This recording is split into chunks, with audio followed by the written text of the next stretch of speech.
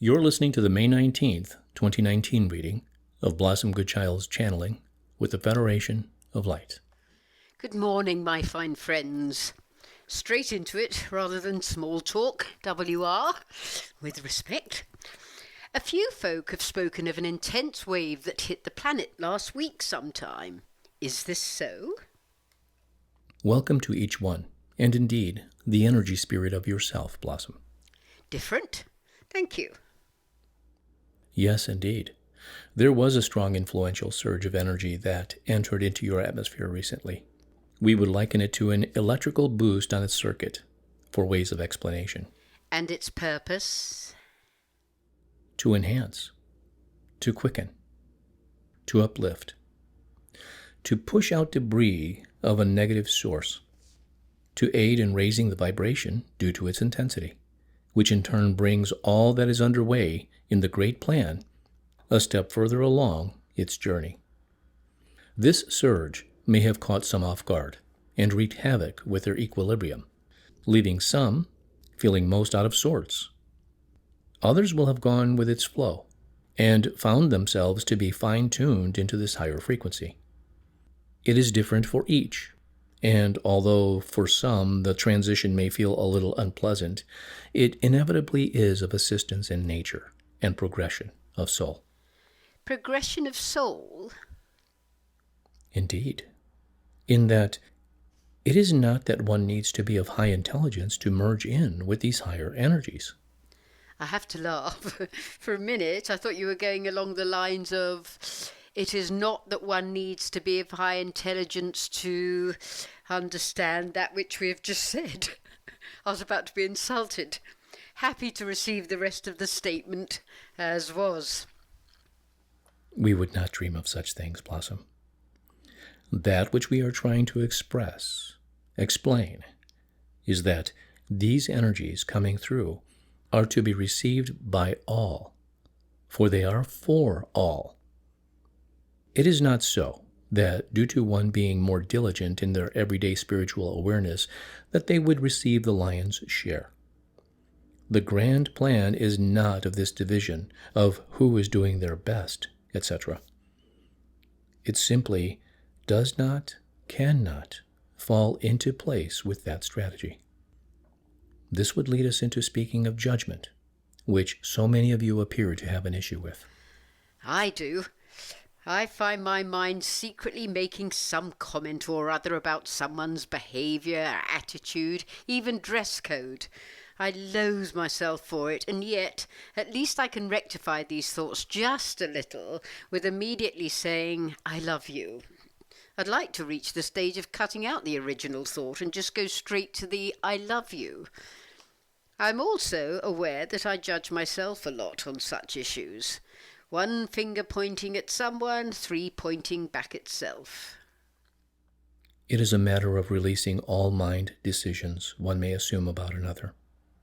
As you have become aware, Blossom, it is ideal to recognize that judgment and turn it around. Yet I have still made the judgment.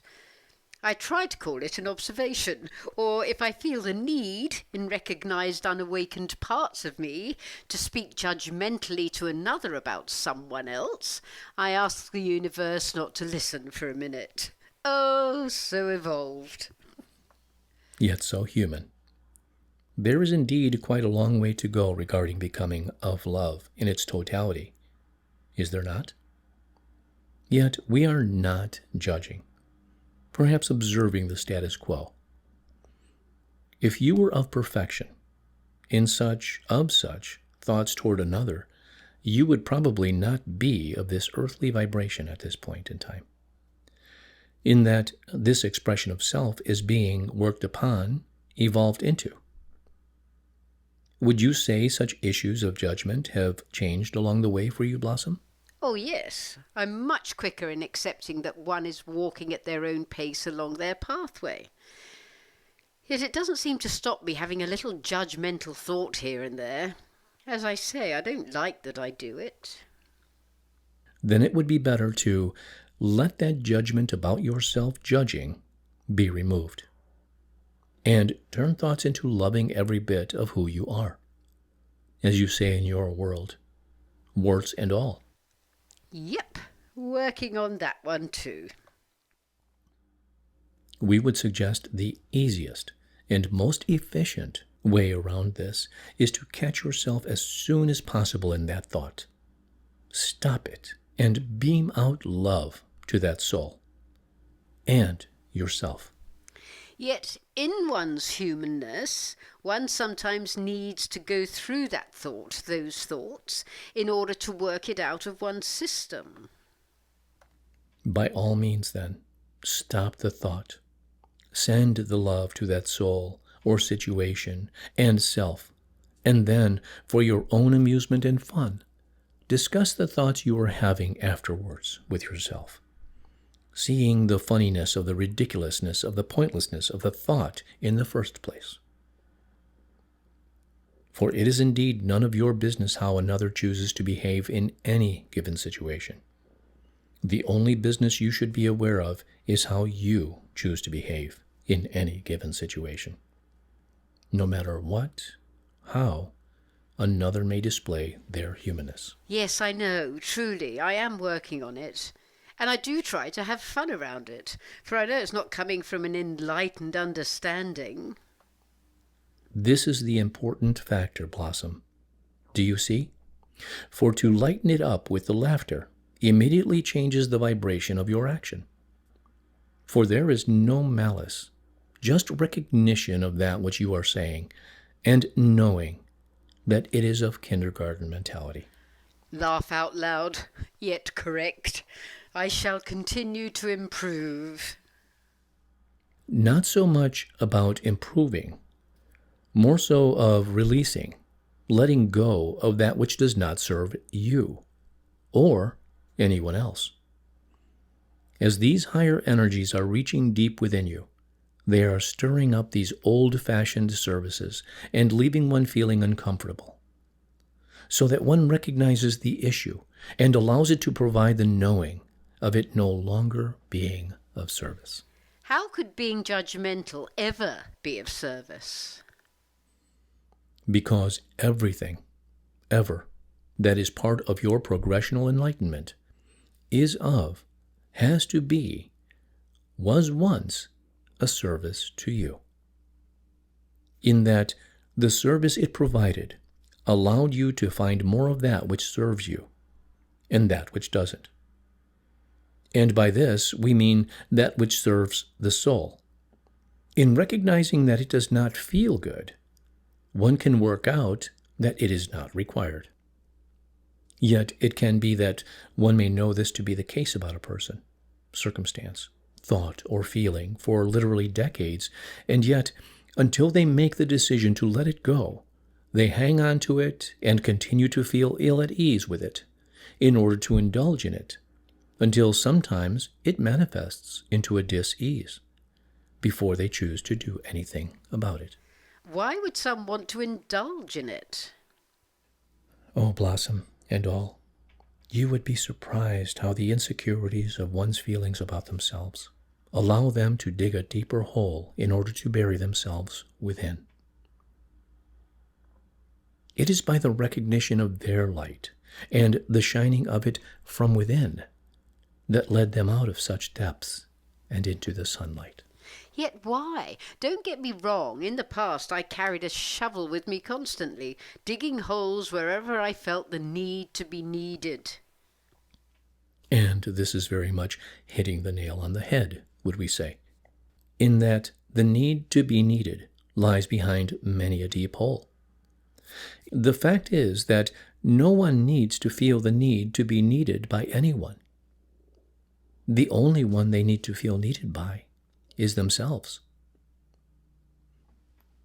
When one knows thyself in fullness of self, when one truly feels the glory of light within, in the knowing that the light is all-powerful, all-loving, all things, and that this is who they are, all needs are met.